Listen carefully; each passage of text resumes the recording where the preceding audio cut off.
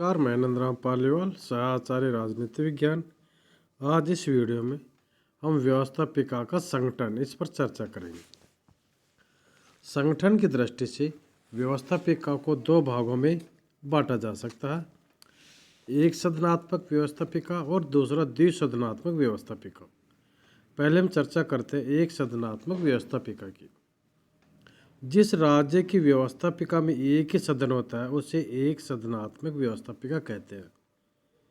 18वीं शताब्दी के अंत और 19वीं शताब्दी के प्रारंभ में अनेक देशों ने एक सदनात्मक प्रणाली अपनाई। आज यूरोप के कुछ देशों जैसे यूनान, बुल्गारिया आदि में एक सदनीय विधानमंडली है। एक सदनीय विधायिका के समर्थकों का मुख्य तर्क यह है कि कानून जनता की इच्छा को अभियुक्त या उसका प्रतिनिधित्व करते हैं।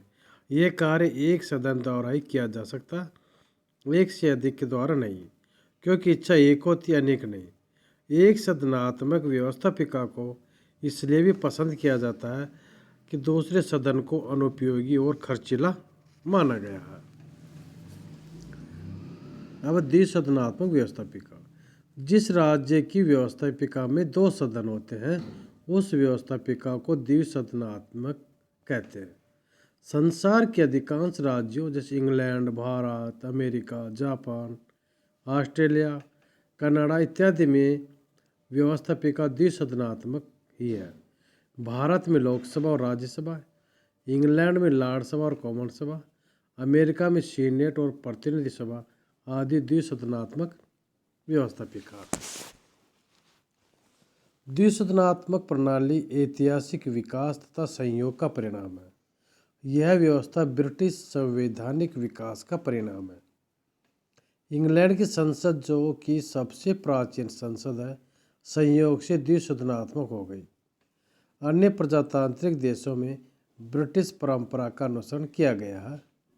प्रोफेसर लास्की के शब्दों में, यह केवल ऐतिहासिक संयोग की बात है कि इंग्लैंड की व्यवस्थापिका द्विसदनात्मक थी और उसी का अनुसरण अन्य देशों ने किया। वर्तमान में बड़े लोकतांत्रिक राज्यों में व्यवस्थापिका के दो सदन हैं। एक सदन को उच्च या द्वितीय सदन और दूसरे सदन में निम्न या प्रथम सदन कहते हैं। निम्न सदन सामान्य जनता का प्रतिनिधित्व करता है। उसका निर्वाचन वयस्क मताधिकार के आधार पर होता है।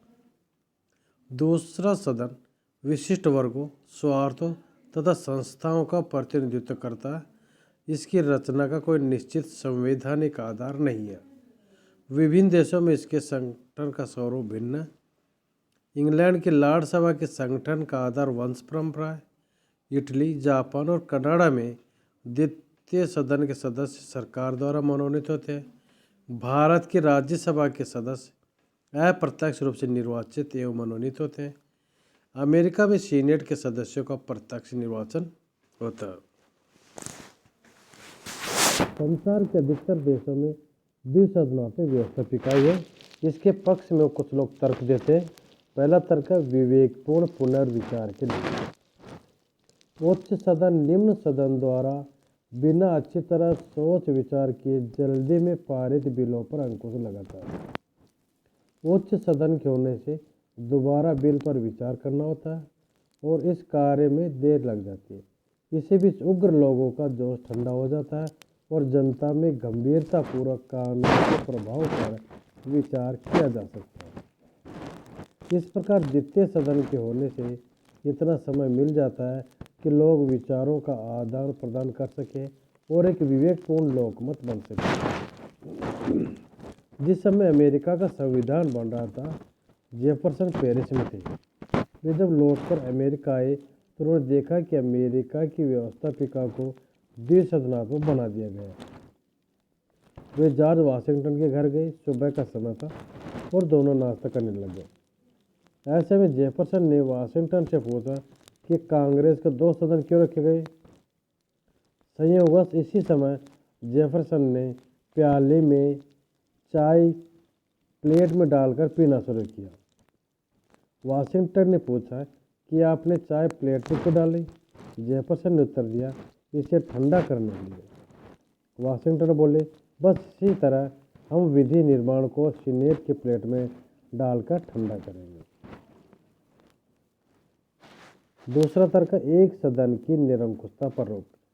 द्वितीय सदन प्रथम सदन की निरंकुशता पर अंकुश लगाता। द्वितीय सदन के न होने पर यह संभव हो सकता है कि प्रथम सदन अत्याचारी बन जाए, ऐसे कानून बना डाले जो देश के लिए हानिकारक हो। गार्नर के शब्दों में, द्वितीय सदन की उपस्थिति स्वतंत्रता की गारंटी व कुछ सीमा तक अत्याचार से सुरक्षा भी है। स्टोरी ने लिखा है कि व्यवस्थापिका के अत्याचारों से बचने का यही उपाय है कि कार्यों का विभाजन कर दिया जाए। स्वार्थ के विरुद्ध, महत्वाकांक्षा के विरुद्ध दूसरे सदन का वैसा ही गठबंधन एवं प्रभुत्व खड़ा कर दिया जाए। अगला बिंदु है विशिष्ट वर्गों एवं हितों का प्रतिनिधित्व। द्वितीय सदन से ये लाभ है कि उसके द्वारा व्यवस्थापिका में अल्पसंख्यक वर्गों, जातियों तथा हितों को प्रतिनिधित्व मिल सकता।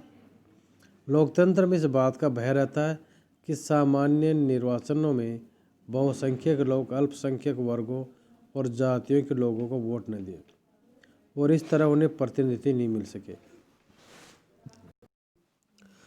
द्वितीय सदन में निर्वाचन की किसी विशिष्ट प्रणाली द्वारा अथवा नाम निर्देशन के जरिए ऐसे वर्गों और जातियों को प्रतिनिधित्व दिया जा सकता। संघात्मक शासन व्यवस्था के लिए अनिवार्य। संघीय राज्यों में द्वितीय सदन अत्यंत आवश्यक है।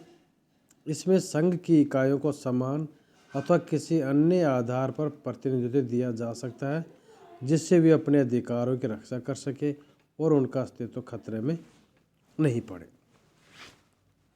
कार्यभार में कमी।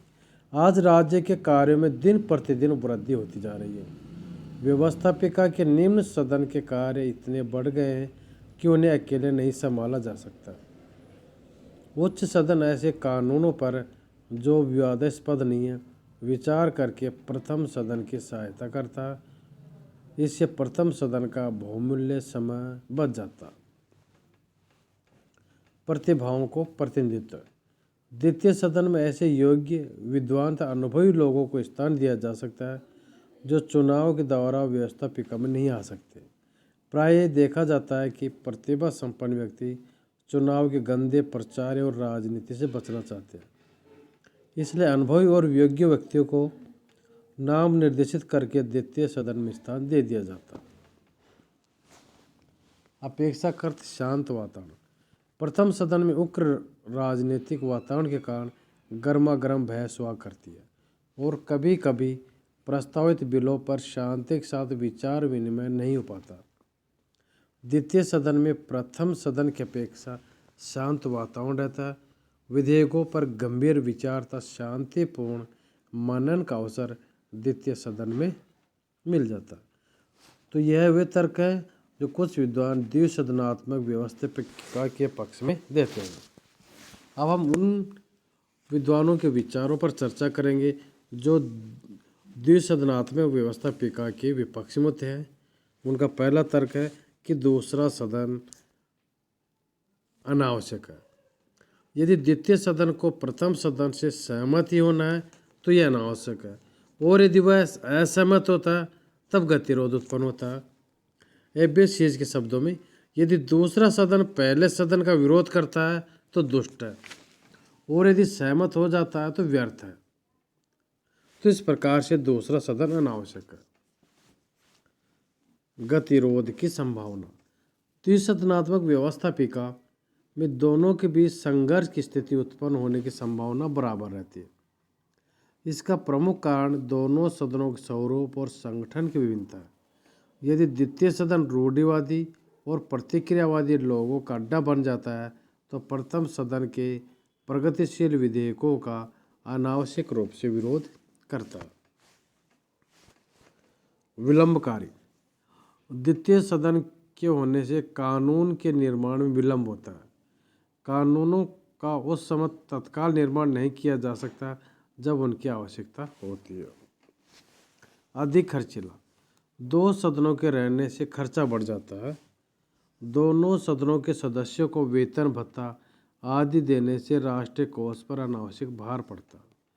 प्रोफेसर लास्की ने लिखा है कि आधुनिक राज्यों की आवश्यकताओं की पूर्ति एक सदनीय व्यवस्थापिका में ही हो सकती है, क्योंकि द्विसदनीय व्यवस्थापिका में पुनरावृत्ति होती है, समय नष्ट होता है और राष्ट्रीय कोष पर अनावश्यक भार पड़ता है।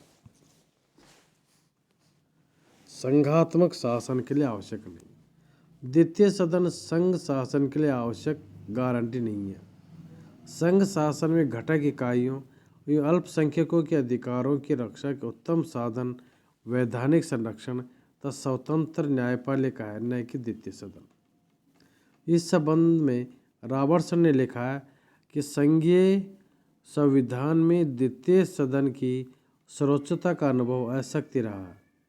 संघीभूत इकाइयों के अधिकारों की रक्षा दूसरे सदन से नहीं होती, बल्कि वैधानिक संरक्षणों तथा स्वतंत्र न्यायपालिकाओं के द्वारा हो सकती है। विवेकपूर्ण पुनर्विचार का तर्क व्यर्थ। लास्की के अनुसार उच्च सदन के माध्यम से जल्दबाजी में किए हुए कार्यों पर रोक लगाने की बात व्यर्थ है। सच्ची रिकॉर्ड तो जनता की जागरूकता और सरकार की सतर्कता पर निर्भर है। यही नहीं, अब विधेयकों को पारित करके कानून बनाने की व्यवस्था इतनी जटिल बन गई है और उसमें इतना अधिक समय लग जाता है कि इसकी कोई आवश्यकता ही नहीं कि द्वितीय सदन दोबारा उस पर विचार करे और तब पारित हो। इस प्रकार हम निष्कर्ष में यही कह सकते हैं कि द्वितीय सदन अब लोकप्रिय नहीं रहे। उनके विरुद्ध आंदोलन दिन प्रतिदिन जोर पकड़ रहा है। आज का युग द्विसदनात्मक प्रणाली के पक्ष में नहीं है।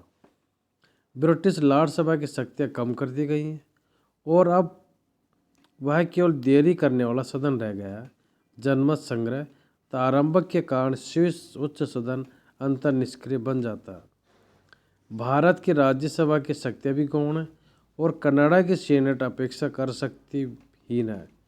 इसके विपरीत अमेरिकी सीनेट में बहुत अनुभवी और योग्य व्यक्ति पहुंच जाते हैं और वे कानून बनाने और नीति निर्धारण करने में महत्वपूर्ण भाग लेते हैं।